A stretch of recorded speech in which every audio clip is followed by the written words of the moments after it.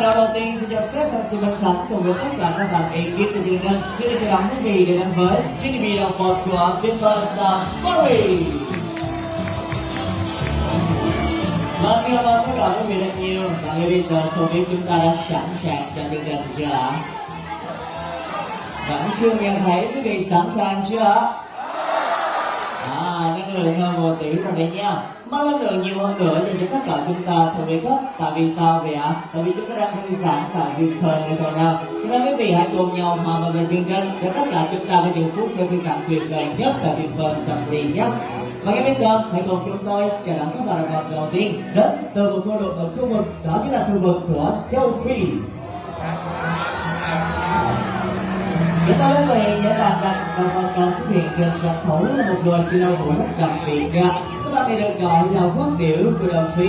Và ngay bây giờ những bạn ấy sẽ tiến lên gần hơn với tất cả chúng ta. Vì các bạn cùng chiêm nghiệm vẻ đẹp của các bạn ấy nhé. Chúng ta cần có một bạn đợi ạ. Chúng ta biết về các bạn này được gọi là xéo vương miền xóm, được tìm thấy từ khu vực phía đông của Congo, Đông Phi và một phần nhỏ được tìm thấy tại khu vực phía nam của châu Phi. Có được chọn là quốc điểu của Đông Phi đấy ạ. Quý vị sẽ bắt gặp hình tượng của bạn ấy ở trên chiếc quốc kỳ của đất nước Uganda. Loài xéo vương miền xóm được xem là một trong 15 loài xéo có đại học dài nhất trên thế giới. Và đôi cánh mà các bạn này sở hữu thưa quý vị có độ dài khoảng hơn 2 mét là đấy nha. Chiều cao dao động khoảng 1,1 mét khi trưởng thành và cân nặng khoảng 3,5 kg. Với số liệu như vậy, các nhà động vật học đã xếp loại bạn này là một trong những loài chi lao phổ to lớn nhất tại khu vực của châu Phi. Và nhóm bạn của chúng ta thường dành rất nhiều thời gian của mình ở trên mặt đất nha, bởi vì các bạn này có chuỗi thức ăn đều nằm trải rác trên mặt đất thưa quý vị. Đó chính là các loài thực vật, hạt quả rơi vãi trên mặt đất và thỉnh thoảng thêm là còn đi săn bắt một số loài cỏ sát nhỏ nữa thưa quý vị. Và thức ăn này thích chỉ là các loại côn trùng các nhé. Và ngay bây giờ nhớ bạn này phần đầu vì chúng ta rồi. Hãy cho một tràng quét lớn từ quý khách cho xéo quý vị của châu Phi. Xin cảm ơn các bạn nhé. Cùng như chuyện của bên trong nhé. Bye. Vâng, chúng ta sẽ làm việc các bạn sẽ ôn miệng gần thức khu vực của châu Phi. Ngay bây giờ xin mời tất cả quý khách hãy cùng tôi đến một câu lục tiếp theo nhé. Đó chính là khu vực của châu Mỹ. Và chương trình cần có một thành viên viên là người lớn để cùng tương tác với bạn này ngay tại đây trong đây. Có cái việc muốn giao lưu với các bạn không ạ? Trước đây của mình câu thi nào? Rất nhiều găng tay và tôi xin mời anh Trang ở bàn thưa anh Trang được không ạ? Vâng. Và đây đừng vội di chuyển nào, vì chương trình có một lưu ý nhỏ dành cho anh. Anh vui lòng chuẩn bị cho bạn này một tờ tiền được không ạ? Vâng, tờ tiền giá trị bao nhiêu cũng được ạ, nhất càng cao càng tốt anh nhé. Mình sẽ chuẩn bị tờ tiền và di chuyển cho huấn luyện viên bên cánh tay trái của anh đi ạ. Bạn ấy sẽ hỗ trợ mình nhé. Mình sẽ đưa tờ tiền cho huấn luyện viên giúp em đi ạ. Và ngay sau đó mình sẽ gấp đôi tờ tiền của mình thành 2 lần, còn một góc nhỏ bên cánh tay trái của mình và đưa ngang vai như thế này ạ. Ok, mình đã sẵn sàng chưa? Anh có thể cầm camera bên cánh tay phải của mình và đưa xài lên trên nhé. Ok, cầm tờ tiền đó với 2 ngón tay của anh và đưa ngang vai thẳng tay cho em như thế này ạ. Đó đã sẵn sàng chưa? Cứ thật tươi nào, vì có rất nhiều camera nữa đang hưởng ra này nha. Xin mời tất cả quý vị hãy quan sát về sân khấu thì chúng ta chào đón bạn Việt đến từ khu vực của châu Mỹ có tên là Ricky.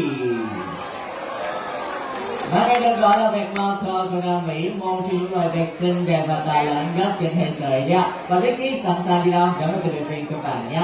Xin mời. Các bạn đang đến gần hơn để góp tờ tiền và với người huấn luyện viên của mình. Tờ tiền của anh sẽ được di chuyển vào 100.000 đồng cho anh ấy đang được bỏ vào trong túi của huấn luyện viên. Điều này đồng nghĩa với việc cảm ơn anh rất nhiều với tờ tiền này nha. Ngay bây giờ tôi xin mời một huấn luyện viên tiếp theo ạ. Có khách là muốn giao lưu với các bạn không ạ? Một huấn luyện viên nam rồi anh chồng một huấn luyện viên nữ luôn không ạ? Xin mời chị gái bên này nào. Vâng, với một người rất tươi. Và chỉ đây phút đồng chuẩn bị cho bạn này một tờ tiền để giúp em nhé. Giá trị bao nhiêu cũng được ạ. 100.000, 500.000 càng tốt chị nhé. Mình sẽ chuẩn bị tờ tiền đó và di chuyển về phía bên tay trái của mình. Anh Hamed của bên trên sẽ là hỗ trợ viên dành cho chị nhé. Những khách còn lại hãy dành cho giải một tí thời gian nhé để có thể giảm cái vị trí của mình ạ. Và chị mình sẽ di chuyển về bên tay trái của mình như vậy nào để mình có thể cách ly sau những cái khách còn lại ạ. Và trong ghi nhận tâm viên rồi chúng ta đã di chuyển đến vị trí, chúng ta sẽ giới thiệu một tí đo nét về anh đàn vẹn Marcon này thưa quý vị. Các bạn vị trí của chúng ta được gọi là vẹn Marcon đỏ đuôi dài. Các bạn được xem là một trong những loài vẹn xinh đẹp và to lớn nhất trong thế giới loài vẹn nha. Gam màu trên cơ thể là gam màu tự nhiên quý vị nha, không hề có sự can thiệp của con người nữa. Và bây giờ vận động viên của chúng ta đã sẵn sàng ngay tại vị trí. Chị hãy cầm tờ tiền đỏ với hai ngón tay, bắt cánh tay trái của mình và đưa ngầm vai như thế này ạ. Vâng, và bé sẽ đứng bên tay phải của mình cho kèm nha. Vận động viên của mình đã sẵn sàng vị trí và đã sẵn sàng thì nào di chuyển lên trường nha. Hãy quan sát các bạn cũng đang góp tờ tiền và bay về huấn luyện viên của mình. Và tờ tiền của chị cũng được di chuyển vào. Vậy hiện tại tôi đang có 200.000 đồng và một câu hỏi cho hai tập luyện viên kia. Anh và chị đây có đồng ý tặng tờ tiền của mình cho bạn vẹn không ạ? Hai tập luyện viên đều đồng ý quý vị nha, rất hào phóng đúng không ạ? Nhưng có đâu không thì ta cũng không trả lại nữa ạ. Ok, chỉ còn một tí thôi, bạn đã không biết sử dụng tiền đâu quý vị nhé. Hãy mở lòng bàn tay trái của mình hơi lên và bạn sẽ tự động trả lại tờ tiền dành cho mình. Xin mời Vicky. Khi bạn đặt tờ tiền trên tay, với lòng nóng sẽ vào tay trả cho mình nhé. Rồi, cảm ơn chị rất nhiều. Xin mời quý vị hãy cùng nhau đi một tràng rất lớn cho tập luyện viên thứ hai của chương trình ạ. Xin mời chị hãy trở lại ngay tại vị trí để tiếp tục thay đổi chương trình chị nhé. Và tập luyện viên đầu tiên mở lòng bàn tay trái hướng lên và bạn cũng sẽ tự động đặt tờ tiền trên tay của mình nhé. Sẵn sàng chưa nào? Khi bạn đặt tờ tiền trên tay, với lòng nóng sẽ bàn tay trả cho mình nhé. Vâng, các quý vị, một lần nữa hãy dành một tràng vỗ thật lớn cho cả hai tập luyện viên của các bạn của Nam của Nam Mỹ. Ricky. Cảm ơn bạn là huấn luyện viên của Ricky và đặc biệt cảm ơn sự hỗ trợ rất nhiệt tình của hai tập luyện viên nha. Và các quý vị, chúng ta vừa đặt chân đến khu vực đầu tiên, đó chính là khu vực của châu Phi. Có vừa rồi là khu vực của châu Mỹ. Ngay bây giờ hãy cùng chương trình làm quen với các bạn chuyên gia phụ của châu Á nhé. Và các bạn này là ai? Hãy quan sát về tay phải của tôi. Từ đầu đến giờ các vị được giao lưu với một loài chim ông phụ được gọi là quốc điểu của Đông Phi, và bạn đó là sẹo của miền Tám. Ngay bây giờ chúng ta có một bạn chim ông phụ nữa, bạn này được gọi là hồng hoàng cây sắt quốc điểu của Malaysia. Để cho quý vị trên tay con coi bạn này được đặt tên là Borneo, bởi vì đây là nơi mà chúng tôi đang tìm thấy bạn ấy. Borneo có cho mình một chiếc mỏ rất đặc biệt vì ngay tại vị trí này sẽ phát hiện một chiếc sừng phiên bản trưởng thành. Chiếc sừng này nó độ dài từ 5 đến 7 cm và có màu nâu cam. Được ví như là chiếc sừng của các bạn cây sắt về cấu tạo, cho nên bạn được gọi là hồng hoàng cây sắt. Loài chim hồng hoàng cây sắt này được liệt kê vào danh sách đỏ của Liên minh bảo tồn thiên nhiên thế giới vào năm 2018. Có nghĩa từ năm này, ám bạn đỏ là một trong những loài chim lao phủ cực kỳ nguy hiểm trong thời gian hoang dã trên thế giới rồi quý vị. Một phần ám bạn được chọn là một quốc điểu của một quốc gia trên thế giới, một phần còn lại ám bạn này đang có nguy cơ bị tuyệt chủng trong thời gian hoang dã. Và sở hữu dành cho một cân nặng trung bình từ 1,9 đến 2,9 kg. Hồng hoàng cây sắt được liệt kê là một trong những loài chim lao phủ chim bọ sừng lớn thứ hai tại khu vực của châu Á. Vậy thì đâu là các bạn chim bọ sừng lớn nhất? Xin mời quý vị hãy quan sát sâu hơn vào bên trong khu vực kia để cho các bạn chim bọ sừng lớn nhất của châu Á được nhìn thấy tới Việt Nam.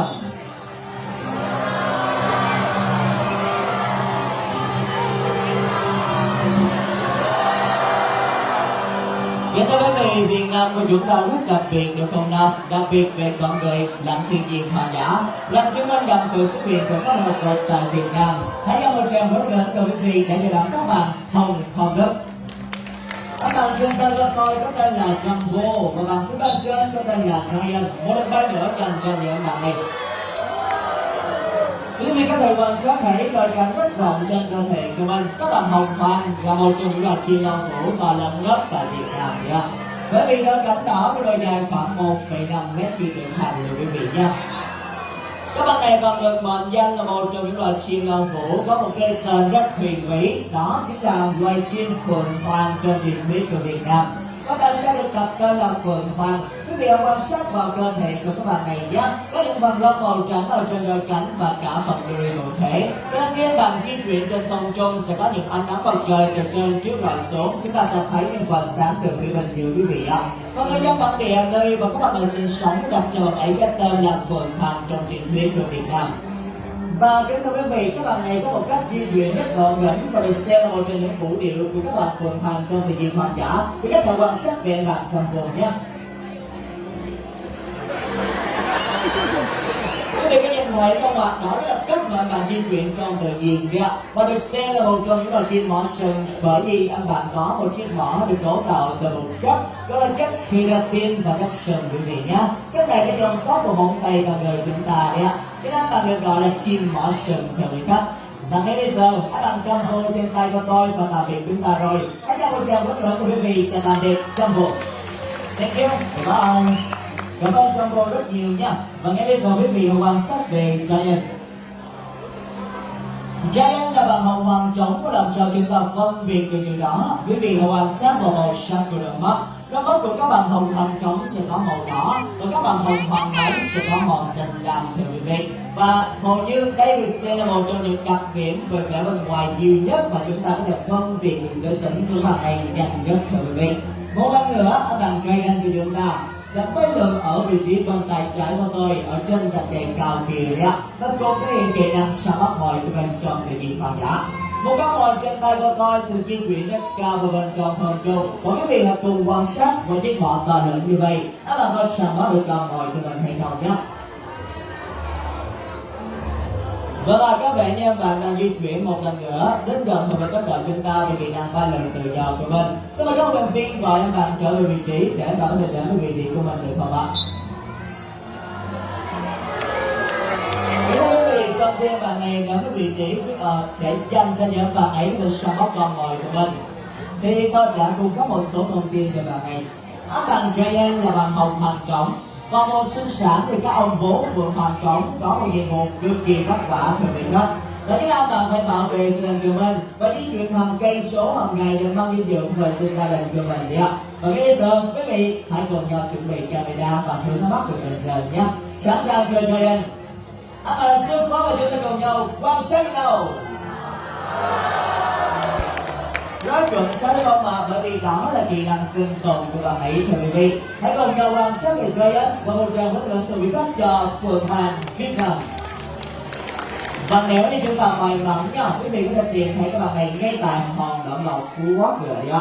Ok, chúng ta sẽ tạm biệt các bạn chino phụ của châu Á để cùng chương trình trở về khu vực của châu Mỹ và cùng chúng tôi giữ một cuộc thi rất ý nghĩa về chủ đề bảo vệ môi trường. Cuộc thi được mang tên Thi tài tại thế.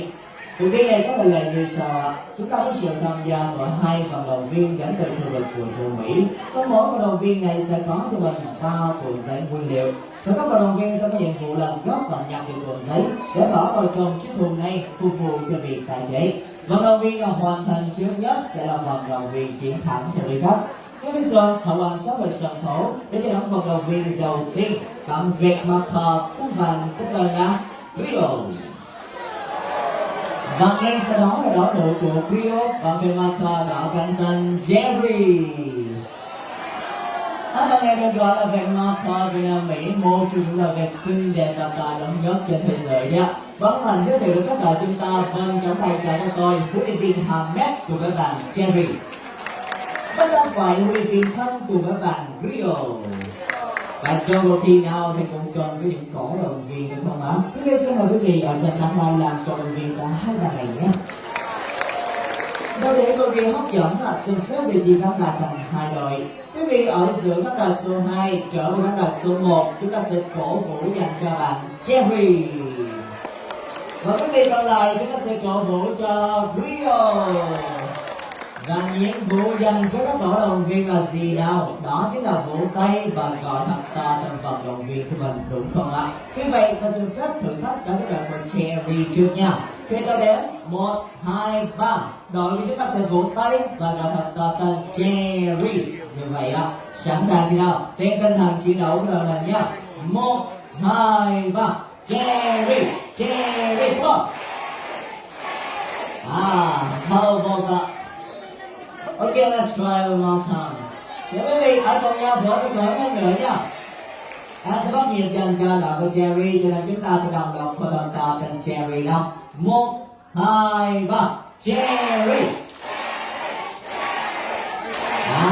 tuyệt vời hơn rồi á. Và ngay bây giờ với các đồng bằng sắp lời của Grio, sắp phụ nữ lời Grio có bằng lời nhà mình hay không nhé?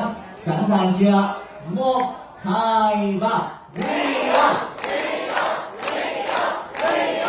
Vâng, chúng con ghé với con ạ. Và ngay bây giờ chúng ta hãy cùng nhau đến với cuộc thi và năng lượng hơn như vậy nữa cho các vận động viên của mình. Xin các bạn và vị trí 1, 2, 3, let's go! Một lần nữa quý vị hãy cùng với con đi vận động viên của mình nhau. Tiếp tục sẽ tiếp tục là bạn tập viên thắng đây. Wow! Một chào đón lớn quý vị dành cho bạn Jerry. Yes. Why not fair play? Thưa quý vị, huấn luyện viên của Grio và khiếu này với tôi là đội Jerry đã gian lận rồi đấy ạ. Với huấn luyện viên di chuyển viên giấy đúng vậy không ạ? Have FCC more fair play for the game before you put the ball? Yes or no, Grio? Yes. They say yes. They say no.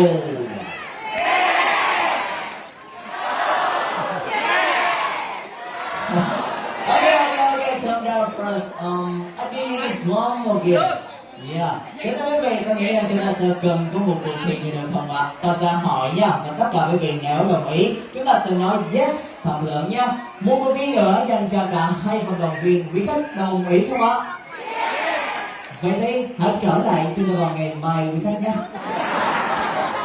Ok, chưa được một tỷ rồi, sau đó tất cả chúng ta hãy cùng nhau đến với cuộc thi thứ hai. Và hôm nay chúng ta sẽ vỗ tay to hơn như thế nữa để cổ vũ dành cho vận động viên của mình. Một cuộn giấy nguyên liệu để nhanh phần thân đánh bại. Sau đó các vận động viên vào vị trí nào.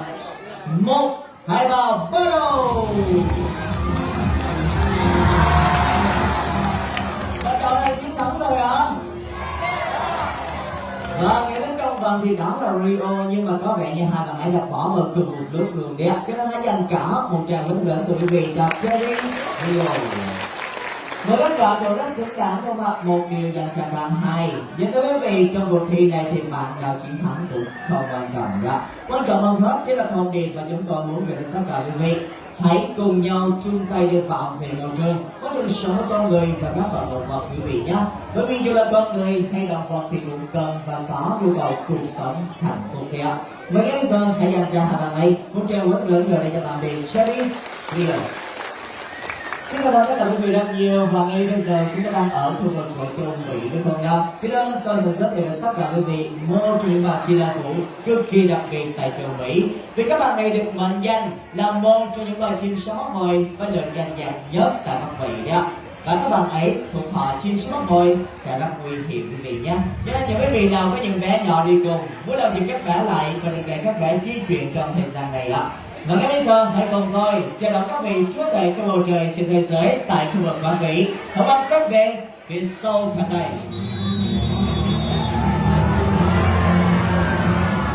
Chúng ta đang chờ đón sự xuất hiện của một bạn chim sáo mắc mồi được mệnh danh là loài chim sáo mắc mồi với lần danh vàng nhất của Bắc Mỹ thưa quý vị.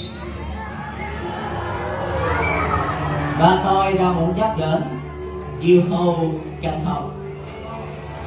Diều hâu cánh hồng được tìm thấy một phần nhỏ tại khu vực phía Nam và đa đại số chúng ta sẽ tìm thấy tại khu vực phía Bắc. Và ngay bây giờ, bạn này sẽ cùng thể hiện kỹ năng bay lượn tự do của mình trước tất cả chúng ta.